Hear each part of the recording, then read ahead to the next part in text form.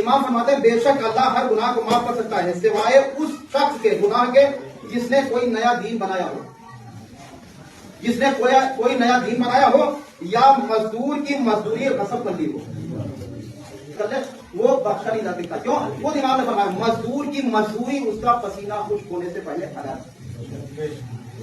ادا کر دو، ورنہ یہ یاد رہے کہ کوئی چیز قابل قبول نہیں ہے. امام جعفر صادق دنیا جو ہے عالم محمد کے بعد میں صاحب آئے، کہا کہ مولا میں حج کے لیے جا رہا ہوں، بیت اللہ کی زیارت کے لیے جا رہا ہوں، آپ میری طرف سے میرے لیے مکان خرید دیجیے گا. امام نے فرمایا اچھا مکان کے لیے خریدوں گا. کہا جب واپس آؤں تو بنا ہوا مکان ملنا چاہیے، جگہ خرید کے بنوا دیجیے گا. امام علیہ السلام نے فرمایا ٹھیک، میں جمعے میں حج کر چکا ہوں کافی پہلے. تو امام نے فرمایا ٹھیک ہے. جب وہ حج کر کے واپس آیا تو امام علیہ السلام سے پاس گیا کہ مولا میرا مکان کہاں آپ نے خریدا، وہ مجھے دکھا دیے.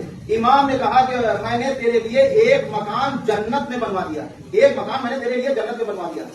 اب امام نے اس نے کہا مولا پرچہ لکھ کے تو دے دیجیے. پرچہ لکھ کر دے دیا کہ اتنا لمبا ہوگا، اتنا چوڑا ہوگا، اتنے دروازے ہوں گے، اس میں یہ چیز ہوگی وہ چیز ہوگی. اب وہ چلا گیا. کچھ دنوں بعد میں اس کی موت ہو گئی اور اس نے وصیت کی تھی یہ پرچہ میرے ساتھ میری قبر میں رکھ دینا، یہ پرچہ میرے ساتھ میری قبر میں رکھ دینا.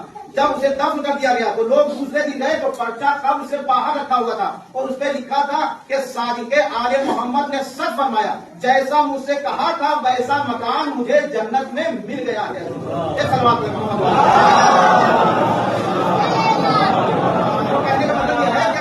بھروسہ رکھو، خدا کے اوپر یقین رکھو، اس وحدہ اللہ شریک کے اوپر یقین رکھو. اور عزیزوں بچو گناہ کبیرہ کیا، گناہ صغیرہ سے بچو. عزیزوں چھوٹا سا گناہ جو ہے وہ ہمیں جہنم کے بھڑکتے ہوئے شعلوں میں ڈال سکتا ہے. عزیزوں زبان کا ایک نکلا ہوا جملہ جو ہے، ایک چھوٹا سا لفظ جو ہے وہ ہمیں جہنم میں ڈال سکتا ہے. لیکن اگر توبہ کر لی ہے اور مغفرت کر لی ہے تو خالق کائنات ہمیں مثلا جنت میں بھیج سکتا ہے.